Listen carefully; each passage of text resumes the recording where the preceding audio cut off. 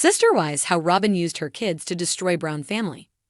Most Sister Wives fans aren't at all fond of Robyn Brown. But did she really use her children as weapons to sabotage the Brown family? That's one theory fans recently proposed. Read on and see what viewers are discussing online. Several Sister Wives fans think Robyn always planned to sabotage the Browns. The Brown family existed as a polygamous family unit long before Robyn Brown entered the scene. However, she did disrupt several decades of a mostly peaceful living situation. But did she do it all on purpose? Robyn was horrible from the beginning, a Sister Wives viewer wrote on Reddit. Watching a show from S1, Robyn was complaining to the other parents that she had to get her kids integrated into the family very fast. She explained that Dayton would be 13 in a year, and at that time a judge would let him live where he wanted to. So she only had a year to integrate her kids into Cody's family, or her kids would choose their father. The OP went on to say they felt Robyn acted incredibly conniving here. They felt she was worried her kids might want to live with their biological father. The OP thought Robyn wanted to ensure Cody was at her house all the time so he could bond with the children. By halving Cody's time and keeping the kids separate, of course Robyn's kids never integrated with the other kids. It was never about integrating her kids into the family, it was about monopolizing Cody and keeping him to herself, the OP concluded. Redditors overwhelmingly agree Robyn Brown staged everything on purpose. Other Redditors shared similar feelings. After 19 seasons, viewers could point to several instances of Robyn Brown behaving poorly and using her children to excuse everything. Comments included, "The use of her nanny while complaining about her kids feeling separate is so wild to me. It shows how she victimizes herself and has no self-awareness. The other kids are closer because they were raised as siblings. To me, it feels like she didn't understand why the wives were choosing their children over the bigger picture, but she weaponized her kids every chance she got. That was my opinion too from the beginning. I actually said, I guess this is a show about how it takes one person to destroy what many built, and it is." The snow-dusted peaks of Flagstaff stood as silent witnesses to the unraveling of the once united Brown family. What had begun as a tale of love, unity, and shared dreams among plural wives was now a battlefield strewn with broken trust, jealousy, and betrayal.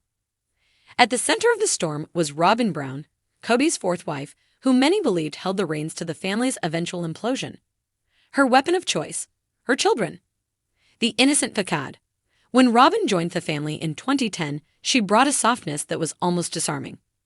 With her 3 children from a previous marriage, Dayton, Aurora, and Brianna, she portrayed herself as a loving mother seeking refuge in a family that could give her and her kids the stability they needed. The other wives, particularly Cristin and Janelle, were initially welcoming, eager to embrace Robyn and her children as part of the family. Mary, Cody's first wife, formed an especially tight bond with Robyn, seeing in her an ally who might help bridge the growing gaps between Cody and his other wives. But cracks began to show as Robyn subtly shifted the family dynamic.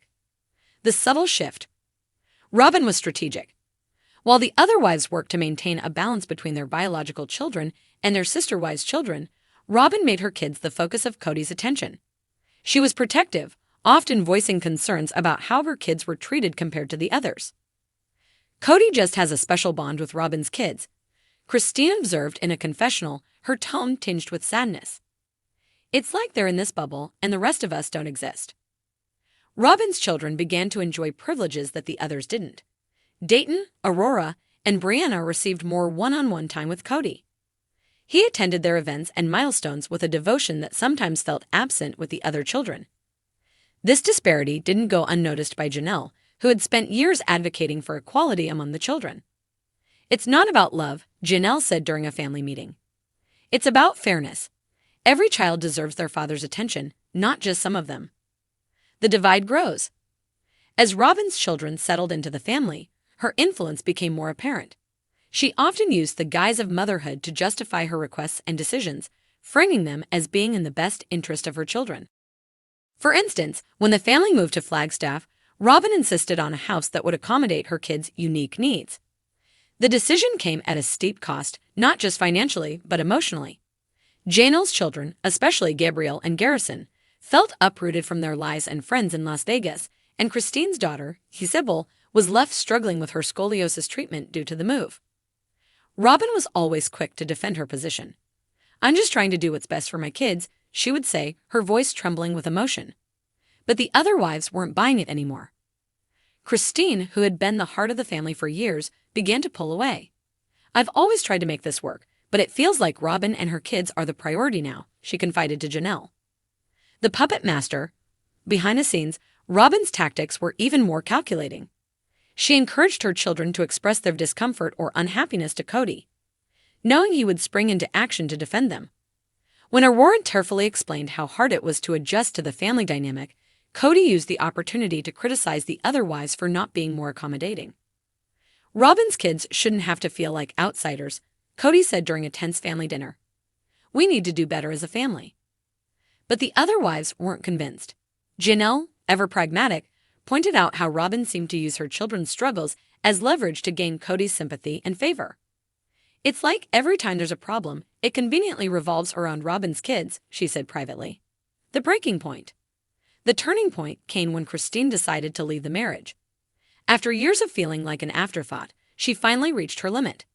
Her decision was driven in part by her realization that her children, particularly Isabel, were suffering from Cody's neglect. "He chose Robyn's kids over mine," Cristin said during her tearful announcement. "I can't stay in a marriage where my children don't come first." Her departure sent shockwaves through the family. Janelle, too, began questioning her place in the marriage, especially as Cody's attention became almost exclusively focused on Robyn and her children. Mary, who had long been marginalized in her relationship with Cody, remained outwardly supportive but privately grappled with feelings of betrayal. The fallout. With Cristin gone and Janelle distancing herself, the family's dynamic shifted irreparably. Robyn's children, once integrated into a larger family network, now found themselves isolated in their own bubble with Cody and their mother. Yet, Robyn's strategy appeared to have worked. She had effectively positioned herself and her children as Cody's primary focus, leaving the other wives and their children on the periphery. "I didn't come into this family to break it apart," Robyn insisted during a confessional. But her tearful denials rang hollow to viewers who had witnessed the subtle manipulations and power plays over the years. Reflection. The Brown family's story, once celebrated as a testament to plural love, had become a cautionary tale of what happens when favoritism and manipulation take root. While the other wives fought to preserve a sense of unity, Robyn's focus on her children's needs, whether genuine or exaggerated, had driven a wedge through the family. And as the Arizona sun set over their sprawling, unfinished Coyote Pass property, one thing was clear: the Brown family would never be the same.